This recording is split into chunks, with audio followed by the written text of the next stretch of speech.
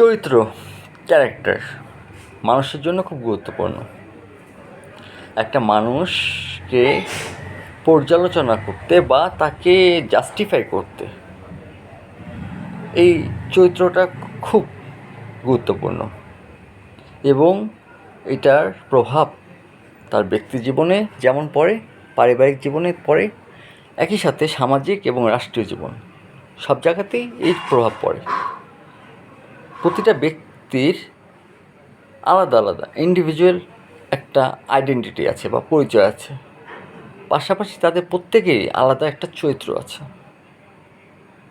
চরিত্র আমরা যেটাকে ভালো মন্দ মিলিয়ে বলি, মানে হচ্ছে একটা মানুষের মধ্যে যে সকল গুণাবলী আছে এবং যে সকল দোষ ত্রুটি আছে সব কিছুকে মিলিয়ে আমরা চরিত্র বলে গণ্য করি। এইটা আমাদের সমাজে, আমাদের জীবনে, আমাদের রাষ্ট্রীয়ভাবে এবং আন্তর্জাতিকভাবে খুবই গুরুত্বপূর্ণ। একটা মানুষ যেই পরিবারে জন্ম নেয়, সেই পরিবারের মাধ্যমে জন্মের মাধ্যমে সেই পরিবারের তার যে বংশ পূর্বপুরুষরা আছেন, পিতা মাতা থেকে শুরু করে দাদা এবং তার অতীতে যারা ছিলেন তাদের একটা জেনেটিক্যালি একটা কোড পায়, সেটা কিছুটা চরিত্রের গঠনের ক্ষেত্রে কাজে লাগে। তারপর যেটা আরও বেশি গুরুত্ব রাখে সেটা হচ্ছে তার পারিবারিক অবস্থা। একটা ব্যক্তির চরিত্র গড়ে তুলতে তার পারিবারিক অবস্থার কেমন সেটা খুবই গুরুত্বপূর্ণ।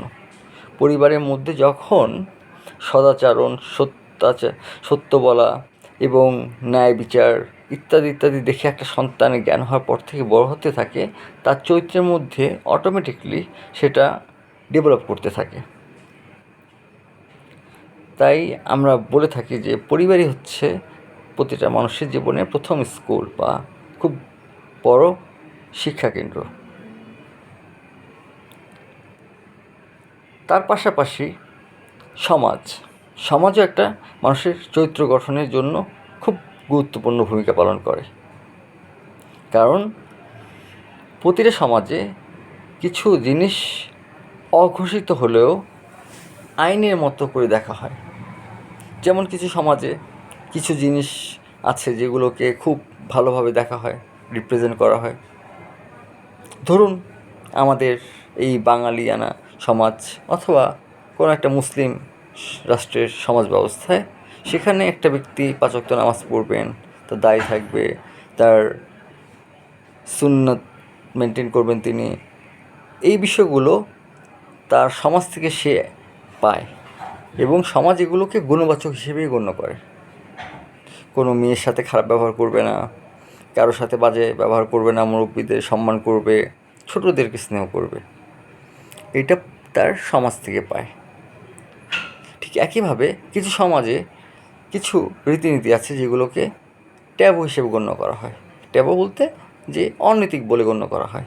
যেমন আমাদের সমাজে আমরা বিবাহের বহির্ভূত সম্পর্ককে অনৈতিক মনে করি, যে কারণে কেউ যদি প্রেম করে সেটাকে লুকিয়ে করে। সিগারেট খাওয়াটা একটা অভদ্রতা। কোনো কম বয়সী কেউ তার সিনিয়র বা তার পরিবারের যারা সিনিয়র আছেন, পিতা, চাচা, মামা বা বড় ভাইরা, বোনরা, মায়ের সামনে, এদের সামনে কেউ কখনো স্মোক করে না। যতই সে স্মোকার হোক না কেন, সে করে না, কারণ আমাদের সমাজে এটা একটা অনৈতিক কাজ বা অভদ্র কাজ হিসেবে গণ্য করা হয়। তাহলে আমরা বুঝতে পারছি যে একটা মানুষ জেনেটিক্যালি যেভাবে তার শরীরে তার চরিত্র গঠনের ক্ষেত্রে কাজে লাগে, ঠিক তেমনিভাবে তার পরিবারটা সবচেয়ে বেশি গুরুত্বপূর্ণ হয়ে আসে তার জীবনে। কারণ জ্ঞান হওয়ার পর থেকেই তো সে তার পরিবারে বড় হয়েছে। তো পরিবার তার আচরণের এবং তার পরবর্তী জীবনে তার চরিত্র গঠনের ক্ষেত্রে বিশাল একটা প্রভাব রাখে। পাশাপাশি সমাজের একটা প্রভাব থাকে। এক এক সমাজের এক একটা রীতিনীতি।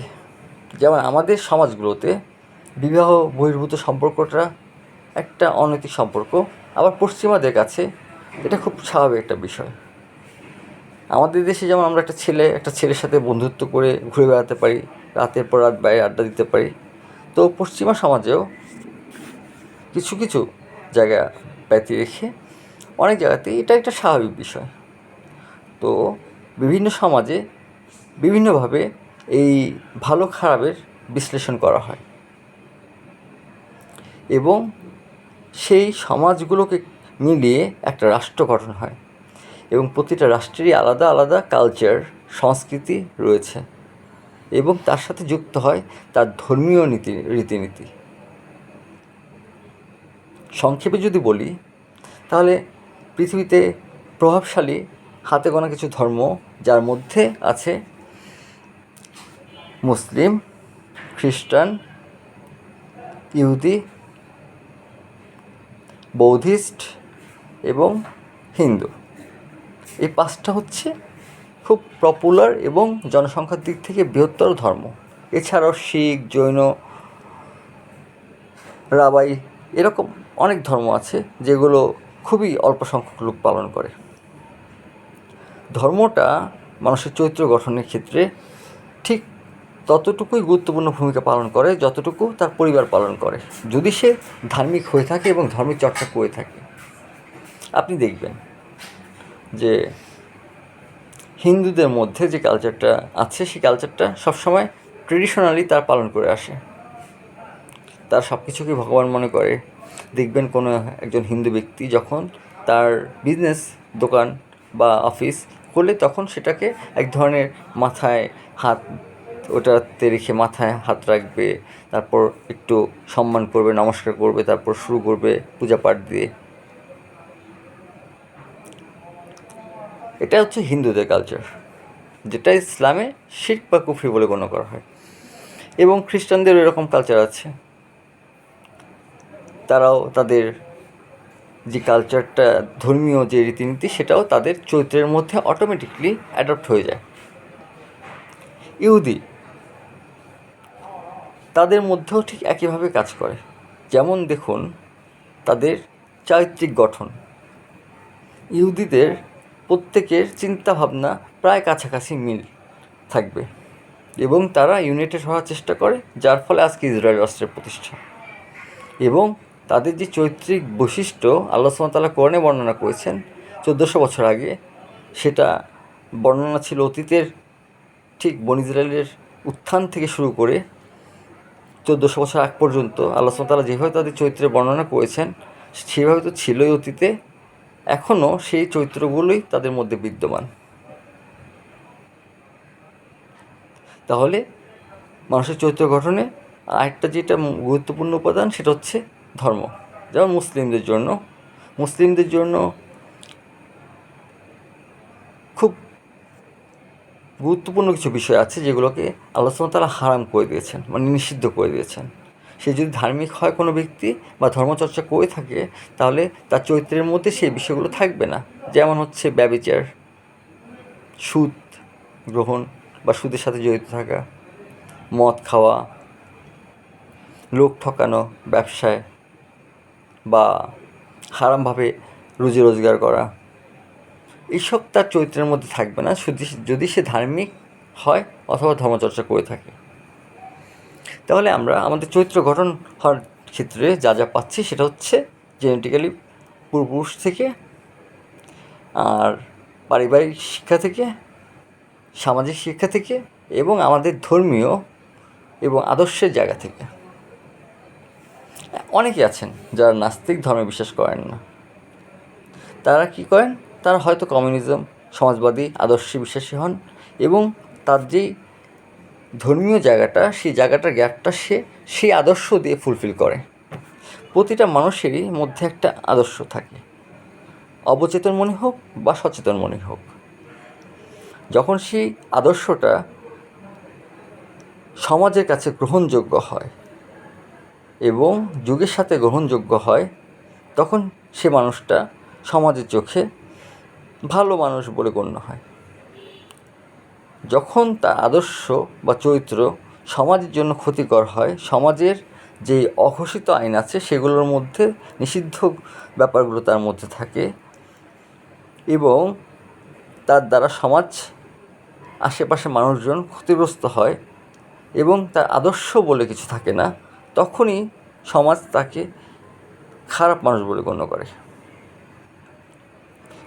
মানুষের জীবন কোনো মুভি না, হলিউড, বলিউড বা কোনো বাংলা সিনেমা না, যে এক দাগে কাউকে ভালো মানুষ আর এক দাগে কাউকে খারাপ মানুষ বলা যায়। যেমন ছবিতে আমরা দেখি না যে একজন ব্যক্তি নায়ক, তার সব কাজই ভালো, সে ভালো ছাড়া কোনো কাজই করতে পারে না। আবার যে ভিলেন, তার কোনো ভালো কাজই থাকে না, সব কাজের মধ্যেই সে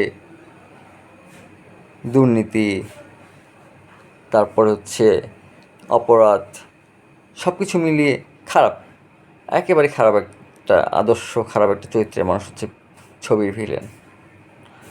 তো ছবিতে যতটা সহজ, 3 ঘন্টার একটা ছবিতে আমরা একজনকে নায়ক গণ্য করে নিই, আরেকজনকে ভিলেন গণ্য করে নিই, আর বাকি সাধারণ মানুষকে অ্যাভারেজ ধরে নিই।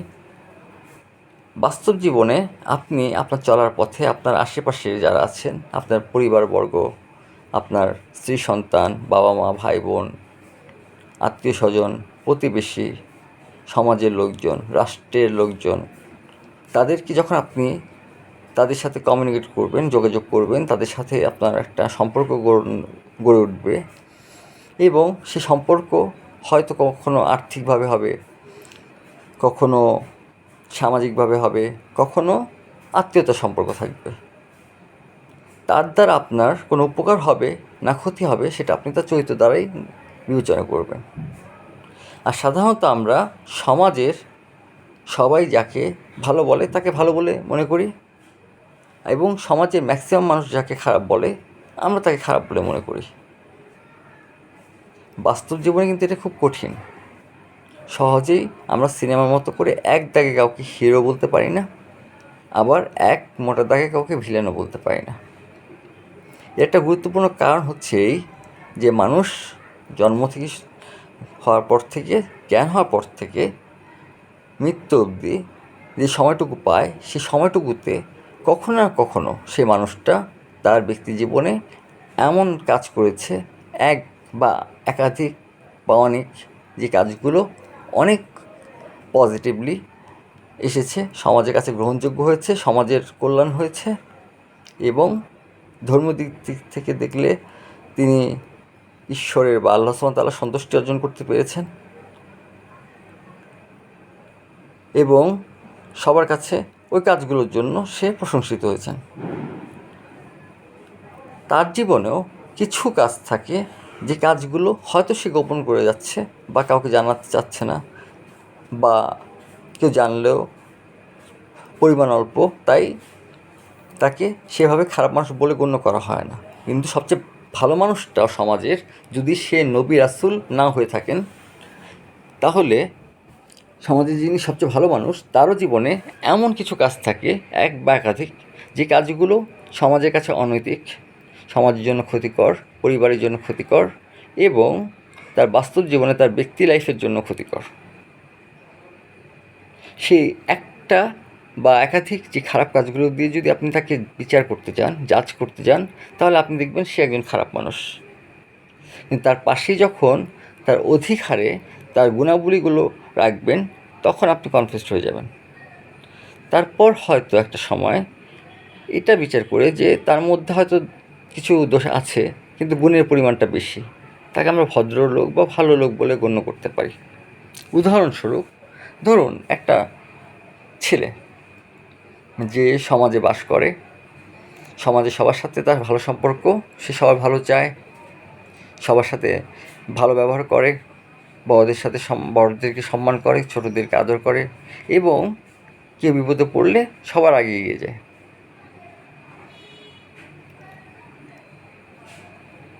এবং তার নিজ প্রয়োজনে অন্যদেরকে খুব বেশি কষ্ট দিতে চায় না।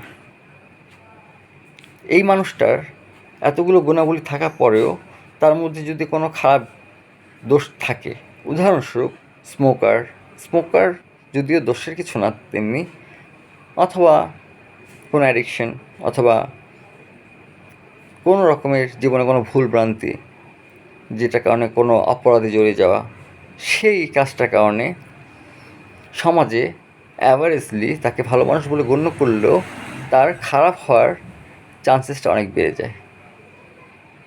উল্টো দিকে একটা মানুষ অনেক খারাপ কাজে লিপ্ত, সে ব্যাংকে চাকরি করে, সুদের সাথে জড়িত এবং নিজেও সুদ গ্রহণ করে কোটি কোটি টাকা সম্পত্তি বানিয়েছে, অনৈতিক উপায়ে ঘুষ খেয়ে কোটি টাকা সম্পত্তি বানিয়েছে, নামাজ এক ওয়াক্ত পড়ে না মুসলিম হিসেবে, মুসলিম ব্যক্তি বলে উদাহরণ দিচ্ছে, বা ইসলামিক বা তার নিজের ধর্মের সাথে তার কোনো যোগাযোগ নেই, পাশাপাশি তার নারীর প্রতি আসক্তি রয়েছে, মাদকের প্রতি আসক্তি রয়েছে, ক্ষমতার প্রতি আসক্তি রয়েছে, এবং সে সুযোগ পেলেই মানুষের স্বার্থ নষ্ট করে নিজের স্বার্থ চরিতার্থ করার চেষ্টা করে।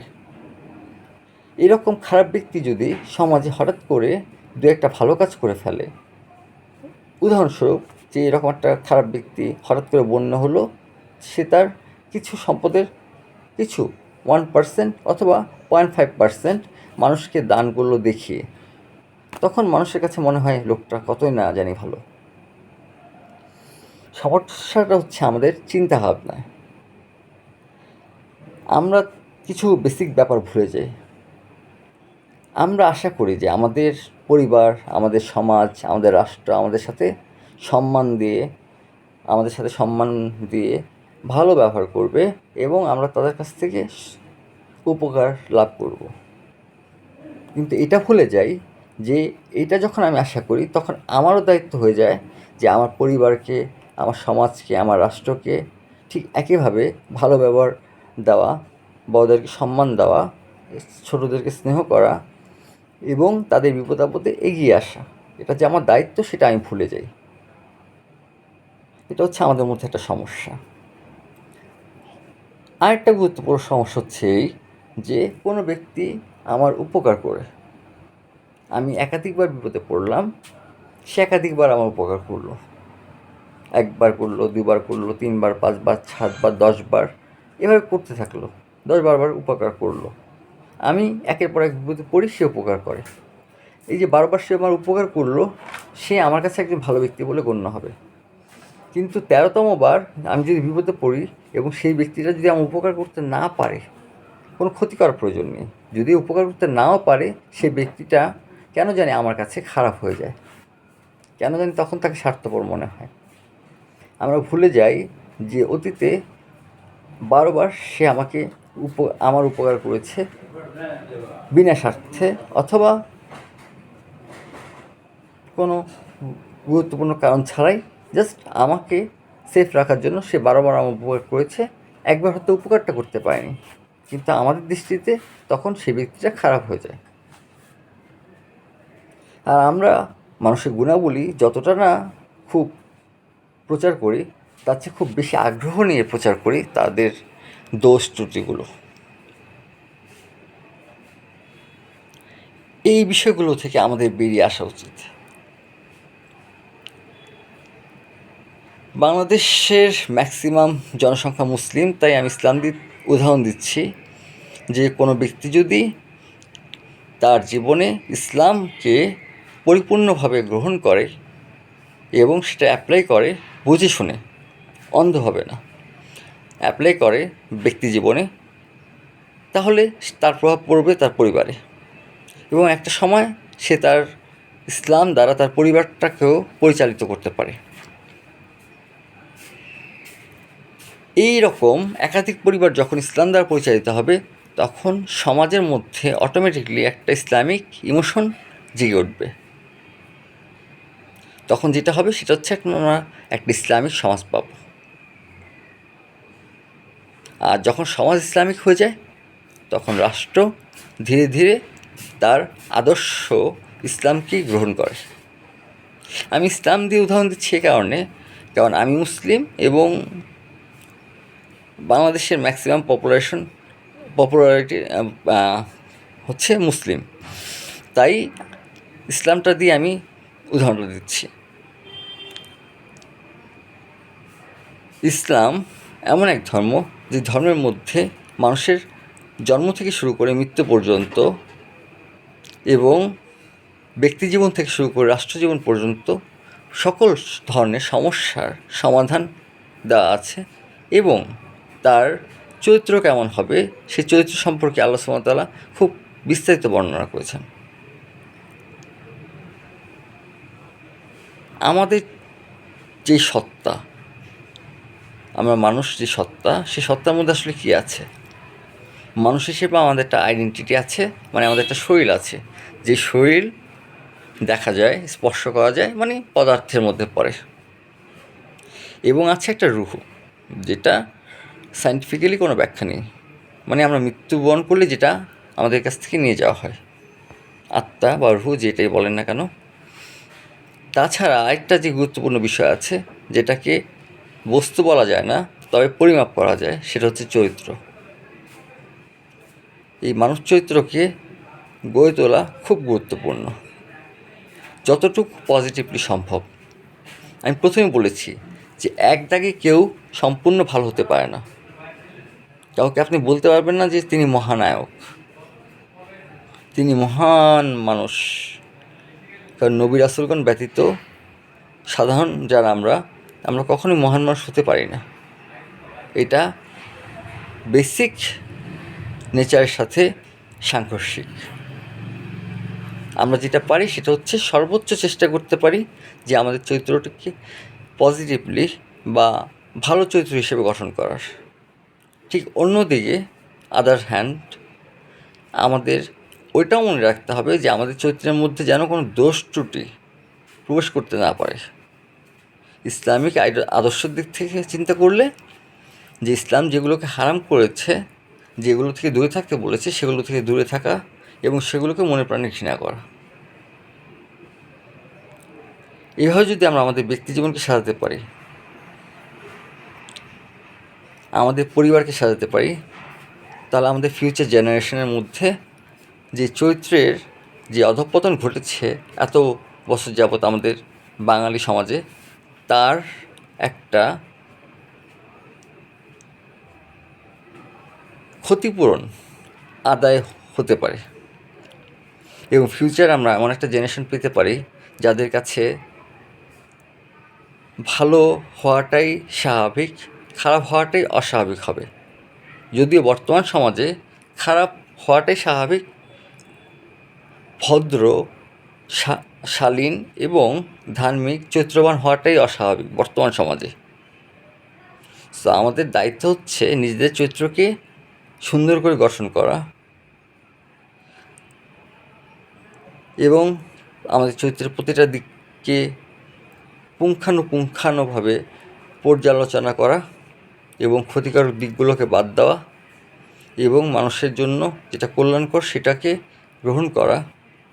এবং একই সাথে আমাদের ভবিষ্যৎ প্রজন্মকে তাদের জ্ঞান হওয়ার পর থেকে তাদের চরিত্র গঠনে পরিবারের যে রোলটা আছে, মানে পরিবারের যে দায়িত্বটা আছে, সেই দায়িত্বটা ঠিকভাবে পালন করা, যাতে আমাদের ভবিষ্যৎ প্রজন্মের মানুষজন খুব দ্রুত ভালো চরিত্রের অধিকারী হয়ে ওঠে। এবং যদি আমাদের ইসলামিক আদর্শ দিয়ে চিন্তা করি, তাহলে ইসলামিক আদর্শে আদর্শিত হয়ে আল্লাহ সুবহানাহু ওয়া তাআলার সন্তুষ্টি অর্জনের জন্য তার সকল কাজ নিবেদিত হবে এবং সে কখনোই কারো ক্ষতির কারণ হবে না এবং সমাজ এবং রাষ্ট্রের জন্য হবে কল্যাণকর।